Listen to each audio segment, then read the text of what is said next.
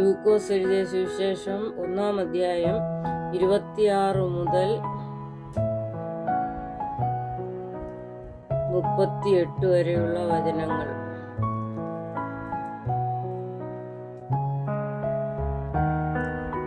ആറാം മാസത്തിൽ ദൈവം ഗബ്രിയേൽ ദൂതനെ നസ്രേത്ത് എന്ന ഗലീല പട്ടണത്തിൽ ദാവീദ് ഗൃഹത്തിലുള്ള യോസേപ്പ് എന്നൊരു പുരുഷനെ വിവാഹം നിശ്ചയിച്ചിരുന്ന കന്യകയുടെ അടുക്കൽ അയച്ചു.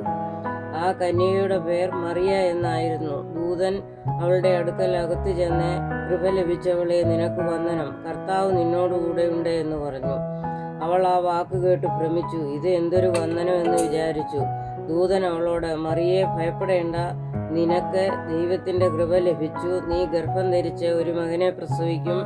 അവനെ യേശു എന്ന് പേർ വിളിക്കണം. അവൻ വലിയവനാകും, അത്യുന്നതന്റെ പുത്രൻ എന്ന് വിളിക്കപ്പെടും.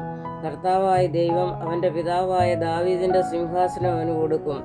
അവൻ യാക്കോബ് ഗൃഹത്തിന്റെ എന്നേക്കും രാജാവായിരിക്കും. അവന്റെ രാജ്യത്തിന് അവസാനം ഉണ്ടാകുകയില്ല എന്നും പറഞ്ഞു. മറിയ ദൂതനോട്, ഞാൻ പുരുഷനെ അറിയായികയാൽ ഇത് എങ്ങനെ സംഭവിക്കുമെന്ന് പറഞ്ഞു. അതിന് ദൂതൻ, പരിശുദ്ധാത്മാവ് നിന്റെ മേൽ വരും, അത്യുന്നതന്റെ ശക്തി നിന്റെ മേൽ നിഴലിടും. ആകയാൽ ഉത്ഭവിക്കുന്ന വിശുദ്ധ പ്രജ ദൈവപുത്രൻ എന്ന് വിളിക്കപ്പെടും. നിന്റെ ചർച്ചക്കാരത്തി എലീശബത്തും വാർദ്ധക്യത്തിൽ ഒരു മകനെ ഗർഭം ധരിച്ചിരിക്കുന്നു. മച്ചി എന്ന് പറഞ്ഞു വന്ന അവൾക്ക് ഇത് 6-ാം മാസം. ദൈവത്തിന് ഒരു കാര്യവും അസാധ്യമല്ലല്ലോ എന്ന് ഉത്തരം പറഞ്ഞു. അതിനു മറിയ, ഇതാ ഞാൻ കർത്താവിന്റെ ദാസി, നിന്റെ വാക്കുപോലെ എനിക്ക് ഭവിക്കട്ടെ എന്ന് പറഞ്ഞു. ദൂതൻ അവളെ വിട്ടുപോയി. ബാരക്കുമോർ.